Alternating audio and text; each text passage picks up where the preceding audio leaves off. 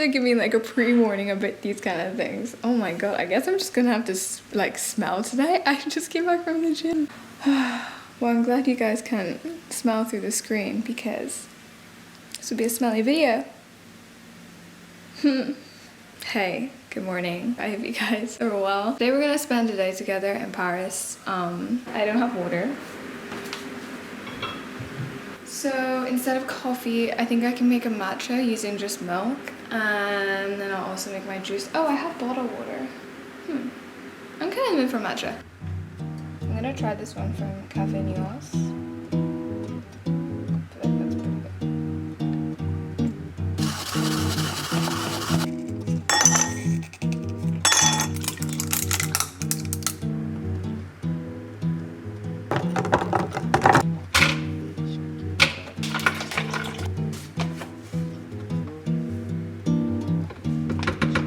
Since starting my mornings with protein, especially after a workout, I feel so much better. I feel silly thinking about how I just run around on like black coffee and nothing else until like midday.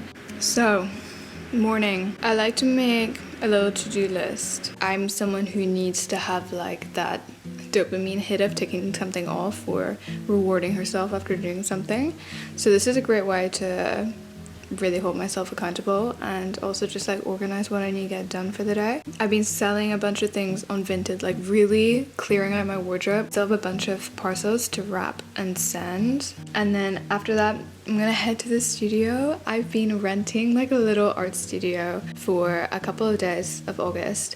And guys, it's been such a nice space for me, like having somewhere separate where I can go. I've been painting a little bit, just experimenting, just practicing, having a space that doesn't matter if I get things dirty, it doesn't matter if nothing turns out super well.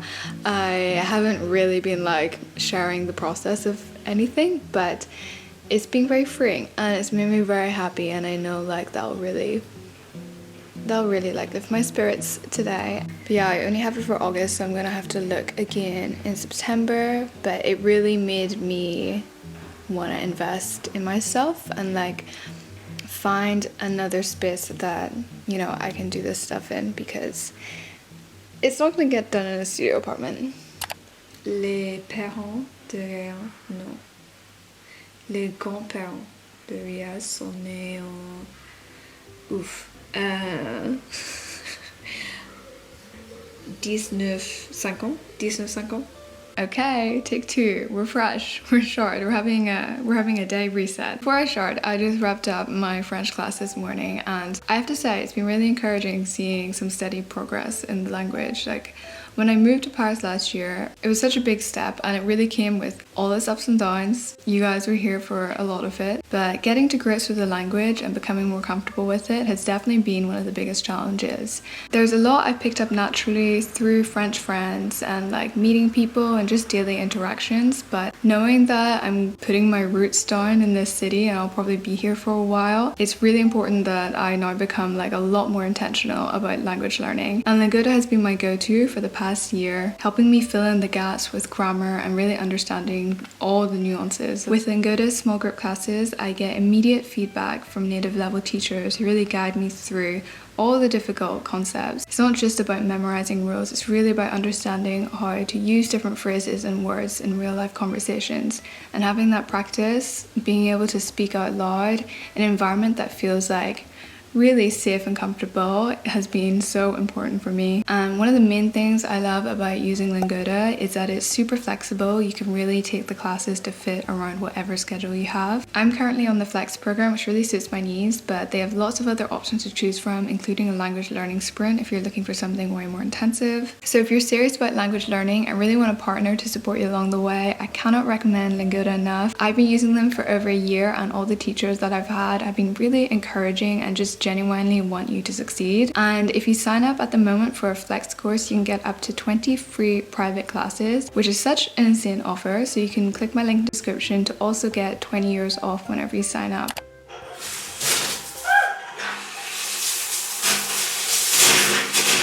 Oh my god, a win! Wow, my prayers were really answered there. I'm happy I don't have to cycle around Paris. It's like a little smelly girl. I'm now starting my day a little bit later than what I initially planned. But that's okay. I'm happy it worked out. Just gonna quickly use some basics. Starting off with this Nuray oil. Been using this instead of perfume and it's so nice because it lasts a really long time and it smells so good. SPF essential. I've been using this Dior wrinkle corrector. I'm just putting it here and also under my eyes. A little bit here. It makes me look so glowy. I was out the other day and someone asked what makeup I was wearing and I'm like, skincare. It's just skincare. And then the one makeup thing I will do is I'll always do my brows. Been loving this Victoria Beckham one. I really like the spoolie or the brush. It doesn't get too much product in it. I don't know if I can do this without a mirror.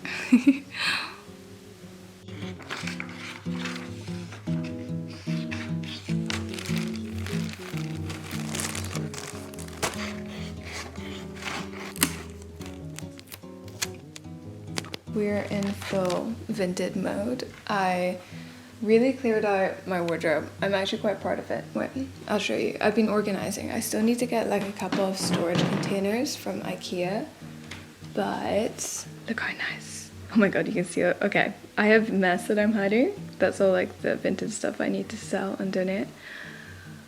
But it's just so much more organized. Even up here, this is where I need to get bins for so I can like protect the clothes there. I tried to be really strict with the stuff that I ended up keeping. Like, I love this bathing suit so much. It's so cute, but I didn't wear it this summer and I don't want it to be sitting in my wardrobe when I know someone else can wear it a lot. Sad to see that one go actually. Now I'm like, kind of want to keep it.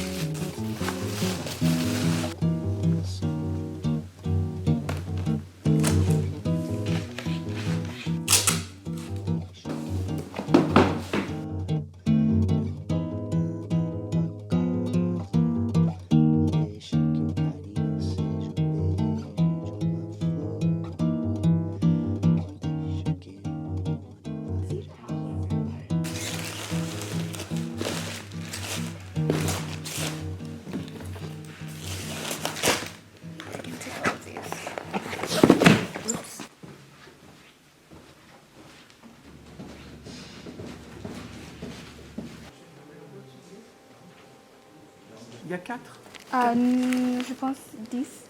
10 Ah, ok.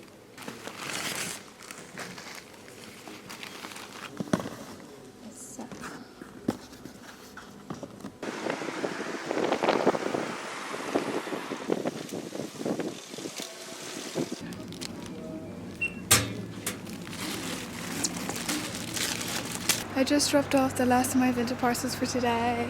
I still have a couple more things to package, but I need to print off the labels again for that. Feels good. I'm now just walking to therapy. Feeling excited? I'm excited to hang with her.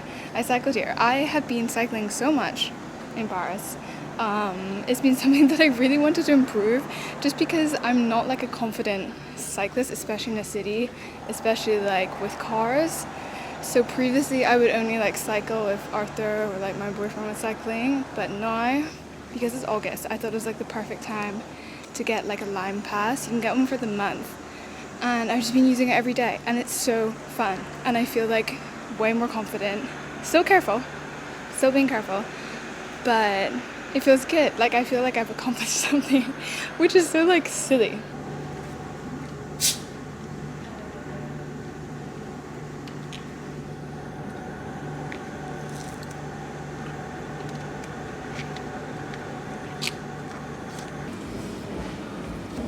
Post therapy matcha.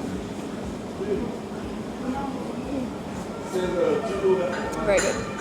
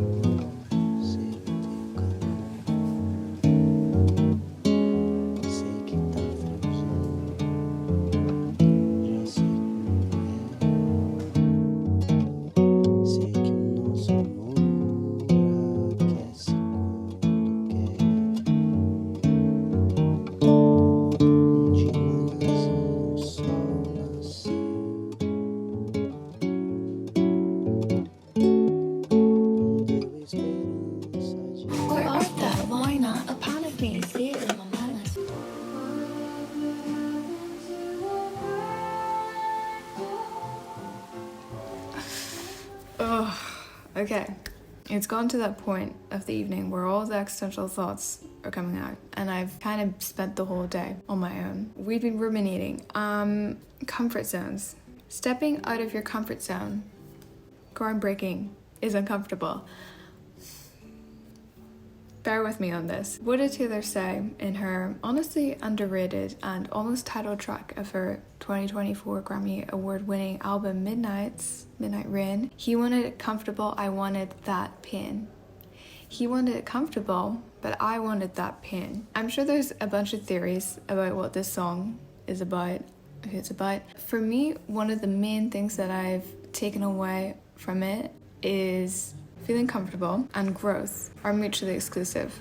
They cannot exist at the same time. She could not grow in an environment that was comfortable. And I've been thinking about this a lot over the past few months, especially today, over the past couple weeks. I've been thinking about this a lot because I know that I've gotten to a point where I feel comfortable and I haven't been able to push past that. And I've sat in this comfort zone for a longer time than I would like to admit. I would argue that I have been in my comfort zone since graduation. Honestly, the closest that I've come to stepping out of my comfort zone in that time period has been moving to Paris. And sometimes I think about that decision and I really didn't deep it before I did it. I'm very lucky that I was in a position that I was able to do so, and it has been one of the best decisions that I've ever made. Like, someone from above, my angels, my future self, was really looking out for me when I decided to do that. But I would say, if I draw a diagram, I would say this is my comfort zone. Moving to Paris brought me to like the edge, on the edge maybe, but it didn't push me past it. And I've been sitting with that for the past year and a half. And I think this is something that a lot of us struggle with.